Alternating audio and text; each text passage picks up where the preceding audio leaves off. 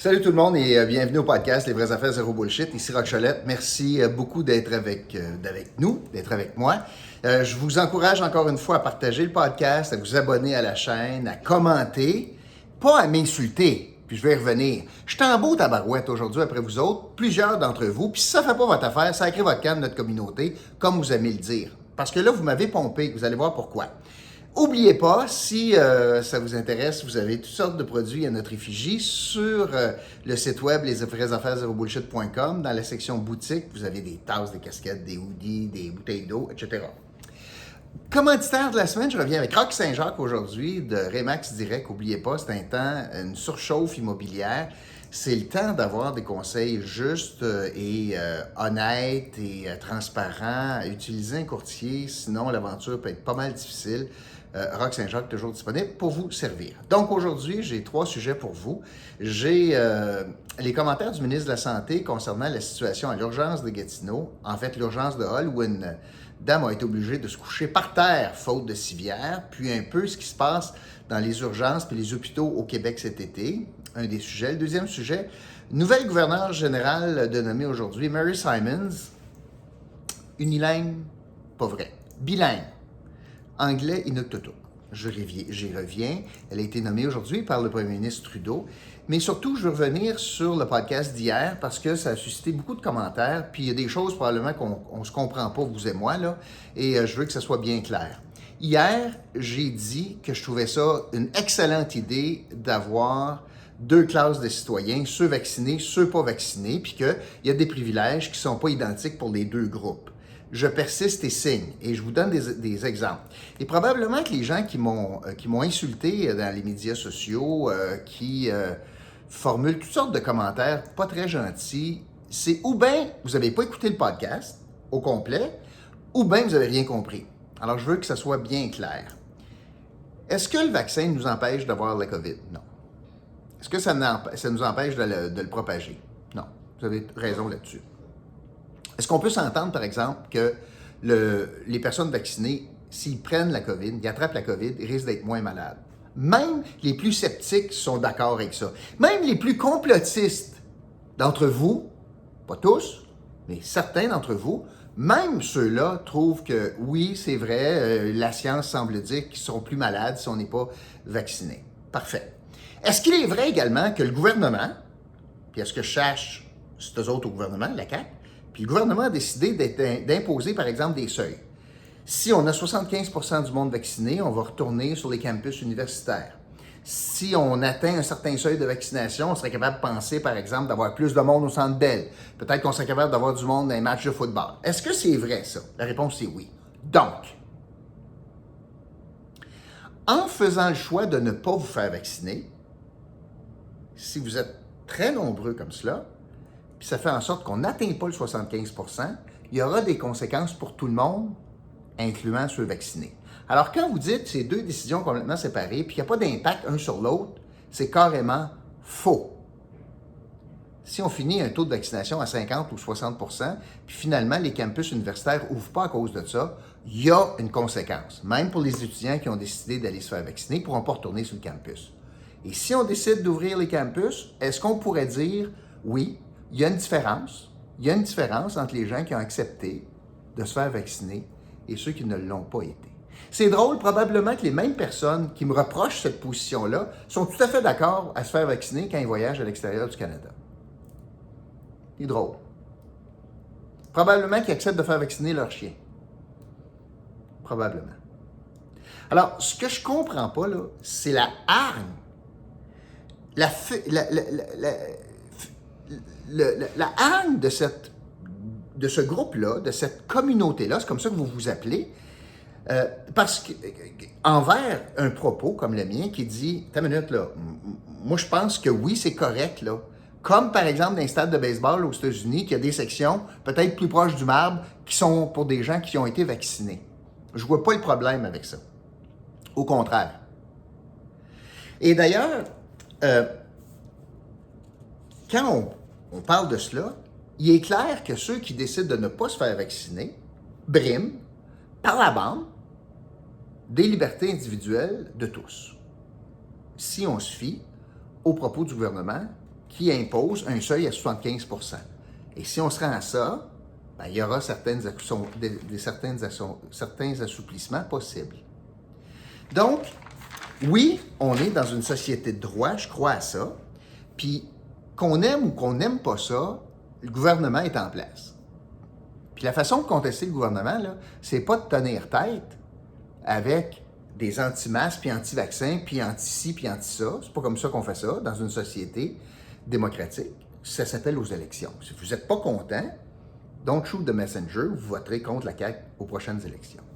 Vous allez avoir pas mal de difficultés à trouver un parti pour lequel vous allez voter, par exemple, parce qu'ils sont à peu près tous à la même longueur d'onde. Donc, je veux juste être clair, là.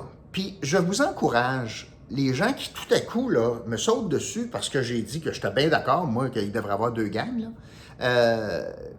Si vous pensiez que j'étais le poster child, la face des anti-masques, puis des anti-vaccins, vous avez tort. Je suis pas votre gars. Est-ce que j'ai dénoncé des abus gouvernementaux en matière d'utilisation de décrets à tout rompre, de l'état d'urgence qui perdure dans le temps? Oui, j'ai dénoncé ça. Je pense que c'est exagéré. Je pense que si on est rendu à 3500 personnes au Centre Bell, puis il y en avait 10 000 dehors, qu'on soit en état d'urgence encore, puis qu'on fasse fi de tous les appels d'offres, puis que l'Assemblée nationale ne soit pas vraiment dans le coup, non, je trouve que c'est exagéré. Est-ce que j'ai dénoncé les incohérences? Oui, depuis le début. Est-ce que j'ai dénoncé les demi-vérités d'Horacio Arruda concernant les vaccins, notamment l'AstraZeneca? Oui. Est-ce que j'ai dénoncé le fait qu'on nous cache ou on nous cachait la vraie utilisation du code QR depuis le début? Oui. Mais entre dire cela puis être contre les mesures, il y a un pas énorme à franchir que je ne franchis pas. Fait que si vous pensiez que j'étais votre homme, là, ben vous vous trompez de cible. D'ailleurs, quand il y a du monde qui m'écrive, ta communauté te dit ce qu'ils en pensaient, parce qu'il y en a la moitié qui est thumbs up, puis la moitié thumbs down, ma communauté. Je suis pas dans votre communauté. Vous autres, là, qui pensez là, que ça n'a pas de bon sens le vaccin, pas de bon sens le masque, puis vous êtes des anti-toutes, là, je suis pas dans votre communauté, puis si ça fait pas votre affaire, ciao, bye. Désabonnez-vous. Je suis pas votre gars. Correct? Ça peut-tu être assez clair? J'ai une cohérence totale depuis le début. J'ai toujours dit ce qui était incohérent dans la politique gouvernementale, mais en même temps, j'ai toujours dit qu'on est dans une société de droit, puis il faut vivre là-dedans. Ça ne veut pas dire qu'il faut être muet, mais il faut être respectueux des règles. Il faut les dénoncer. Il faut décrier les incongruités. Mais ultimement, tu peux bien crier que tu n'es pas content que la limite de vitesse soit à 100, mais si tu vas à 120, tu risques de pogner une étiquette. Mais je suis d'accord avec ça, moi. Puis ceux qui m'écrivent ne semblent pas bien d'accord avec ça. Alors, juste pour que ça soit clair, là, parce que je pense qu'on est pas mal différents, plusieurs d'entre vous et moi, là. Si vous me posez la question, Roch, crois-tu au virus? La réponse est oui. Penses-tu qu'il est dangereux? La réponse est oui. Penses-tu que ça a fait des vrais morts? Pense que oui. La réponse est oui. Là, l'argument, ouais, mais il sera mort pareil. C'est épouvantable là, comme argument. Tant qu'à ça, fermer le système de santé, là, on va tous mourir pareil. Tu sais, c'est un argument absolument loufoque. Là. Est-ce que je crois dans les vaccins? Oui. De façon très générale, oui. Est-ce qu'on a développé les vaccins en accéléré? Oui. Est-ce que j'ai une confiance absolue dans l'efficacité des vaccins? Non. Est-ce que c'est mieux que pas pantoute? Oui. Est-ce que je t'en maudis qu'on m'a pas dit les conséquences de prendre l'AstraZeneca? Oui. Mais ça fait pas de moi votre poster child si vous pensiez que j'étais le gars qui est pour se battre contre les masques, puis contre les vaccins, puis contre le gouvernement. Là. Je suis pas là pantoute, là. Fait que, je vois les insultes que vous m'avez adressées, là. Ça montre la petitesse de votre argumentation. Puis oui, je pense que c'est égoïste de décider de ne pas se faire vacciner quand vous connaissez l'effet sur la société. Si vous êtes 26% de la société à faire ça, ultimement, c'est un geste égoïste qui va affecter 74% des autres. Je veux que ça soit clair. Mais j'aime ça vous lire pareil, quand vous êtes respectueux. Quand vous me faites des insultes, moi je vous insulte-tu? Non. Gouverneur général. Madame Julie Payette a été obligée de quitter dans la honte et là, le poste est vacant. Puis là, je ne pars pas sur une discussion à savoir est-ce que oui ou non, c'est une bonne idée d'avoir un gouverneur général. C'est pas sur la table le débat. Est-ce que je trouvais ça correct que ce soit le juge en chef de la Cour suprême qui soit gouverneur général de façon intérimaire? C'est la Constitution qui prévoit ça. Je trouve que ça prête conflit, possiblement conflit, et je suis content qu'on règle ça. Maintenant, on nomme une dame qui s'appelle Mary Simons, une autochtone. C'est une première dans l'histoire. C'est une femme extraordinaire quand vous regardez son CV, là. C'est vraiment une personne extraordinaire. Ça va? Alors, j'en ai pas contre le poste, puis j'en ai pas contre la dame. Mais, elle est bilingue. Elle parle l'anglais et l'inuktitut. Ça, c'est une langue autochtone. Elle parle pas français. Quel pied de nez! Quel pied de nez!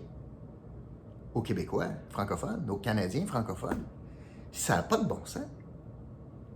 M. Trudeau dit, ouais, je réalise ça, elle va prendre des cours. Comment? Elle va prendre des cours. Il y a combien de monde qui essaie d'avoir des jobs dans la fonction publique puis qui ne sont pas capables d'avoir le poste parce que c'est une exigence de BBB, CCC ou peu importe, puis vous ne l'avez pas au moment d'entrer en poste. D'ailleurs, c'est tout comme certains postes qui doivent obligatoirement être bilingues, à mon sens, que ce soit le vérificateur général, que ce soit le directeur général des élections, que ce soit les juges à la Cour suprême. Ce sont des postes symboliques pour le Canada, symbole du bilinguisme. Et là, on nomme une représentante de la reine, pas unilingue, bilingue, mais elle ne parle pas français. Je trouve ça épouvantable. Et ce n'est pas un reflet sur la femme qui est nommée. D'un autre côté, je vous pose la question suivante. Quelles auraient été les probabilités qu'une femme autochtone francophone qui ne parle pas anglais et qui parle l'inuktitut, donc francophone, qui parle français et inuktutuk, quelles sont les probabilités que Justin Trudeau ait nommé cette femme-là comme gouverneur général? Moi, je pense qu'il était nul, les chances. Le Canada anglais aurait jamais accepté ça. Que la gouverneure générale ne s'exprime pas en anglais, jamais il aurait accepté ça. Puis là, on accepte ça, pas de problème. On va faire prêter devant cette dame, prêter serment à des ministres qui peuvent le faire en français s'ils le souhaitent. Elle ne comprendra pas un mot. C'est le symbole ici, là. C'est le symbole. Et parmi les arguments, et ça aussi, j'ai trouvé ça excessivement dangereux, et parmi les arguments qu'on a invoqués pour son manque de capacité en français, c'est que les pensionnats autochtones où elle a séjourné, l'empêchaient de suivre des cours en français. Une vieille histoire, mais quand même. Donc, on a expliqué que c'est le système qui a fait en sorte qu'elle n'a pas pu apprendre le français. Fait qu'on blâme le système. C'était pas elle, c'est le système. Durant toutes ces années. Est-ce qu'inversement, un francophone qui ne peut pas avoir un poste qui l'oblige à parler anglais pourrait invoquer la loi 101 pour dire, ben là, moi, écoute, je voulais bien aller au secondaire en anglais, mais ils n'ont pas voulu. La loi 101 m'empêche à ça. Puis, regardez, là, je veux avoir le poste, puis on peut pas, je peux pas l'avoir parce que je suis pas bilingue, je vais mettre ça à faute, la faute sur la loi 101. Évidemment, je prends une image, là. Ça ne ramassera pas devant les tribunaux, cette affaire-là. Mais quand on invoque le régime d'éducation pour montrer les carences, puis on absout la responsabilité de l'individu, ça peut aller très loin. Moi, j'ai trouvé ça pas une très bonne journée aujourd'hui pour le vivre ensemble au Canada, là. La réconciliation était bien nécessaire pour M. Trudeau avec les peuples autochtones, surtout avec ce qui se passe. C'est vrai, c'est correct, mais on vient de sacrifier un méchant paquet de monde là, sur l'autel de la réconciliation autochtone. Alors aujourd'hui, c'est pas une très bonne journée pour la dualité linguistique au Canada. Dernier sujet. on apprend que l'urgence de Hull est surachalandée, à 140 % parce que l'urgence de Gatineau est fermée. J'espère que personne n'est étonné, là.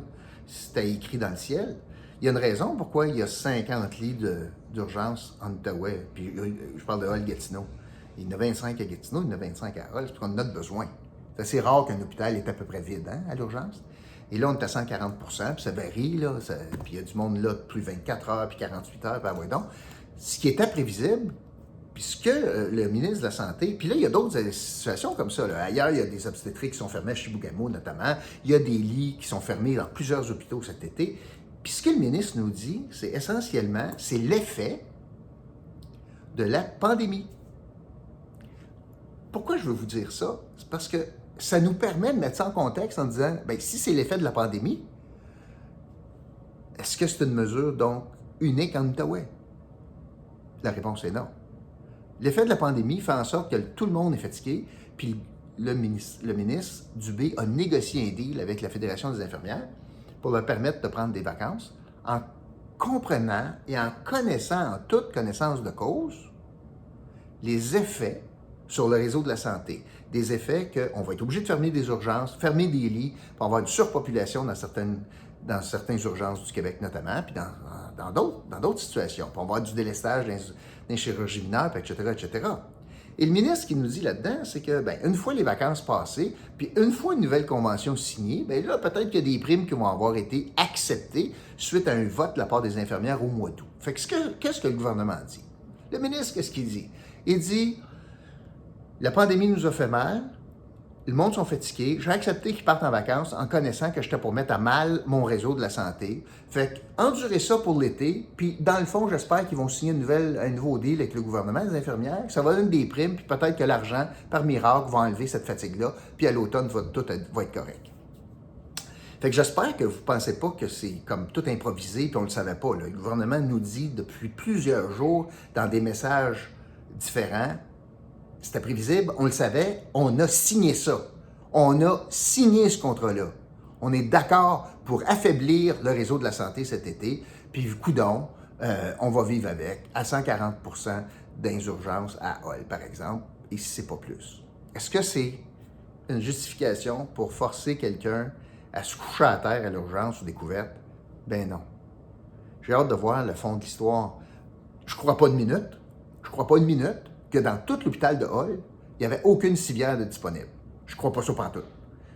J'espère me tromper, j'espère que c'est ça. Mais qu'on n'a pas trouvé une civière, pas une civière de disponible partout dans l'hôpital. Tu sais, ça n'a pas grand bon sens. Il va y avoir une enquête de fait et j'ai hâte de voir la conclusion. Mais est-ce que c'est acceptable? La réponse est non. On ne fait pas coucher du monde à terre à l'urgence dans aucune circonstance. Excuse-là. C'est inacceptable. Puis j'espère qu'il va y avoir des conséquences à ça. J'espère qu'on va aller au bout de ça, puis qu'il va y avoir des conséquences. Mais là, je rêve en couleur, qu'il y ait des conséquences dans le réseau de la santé. Voilà, c'est ce que je voulais vous dire. Et le mot aujourd'hui, c'est un mot qui m'est revenu parce que ça me chatouille, ça me fatigue cette affaire-là. Le mot communauté. Ouais, l'indice du jour, c'est communauté. Inscrivez ça dans la section commentaires, puis vous allez risquer de gagner 100 $ qu'on fait tirer dimanche. Juste en terminant, je veux revenir là-dessus. Moi, là, je vous dis ce que je pense. Vous êtes d'accord avec moi? Très bien. Vous n'êtes pas d'accord avec moi? C'est très bien aussi. Moi, je ne cherche pas du monde qui pense comme moi. Je m'en sac, honnêtement. Vous avez votre opinion, c'est très bien. J'ai la mienne, fine. Fait que, parce qu'on ne partage pas la même opinion, vous êtes en train de... On n'est pas dans la même communauté, mais si c'est ça votre définition, fine, je ne veux pas être dans la tienne. Vous m'avez piqué aujourd'hui. Hier, vous m'avez piqué. Ouais, vous m'avez piqué. Puis ça me donne juste encore plus confiance dans mon opinion que oui, on mérite vraiment d'avoir une séparation entre ceux vaccinés et ceux pas vaccinés. Puis si ça vous fâche, ça fait bien de la peine. Salut tout le monde.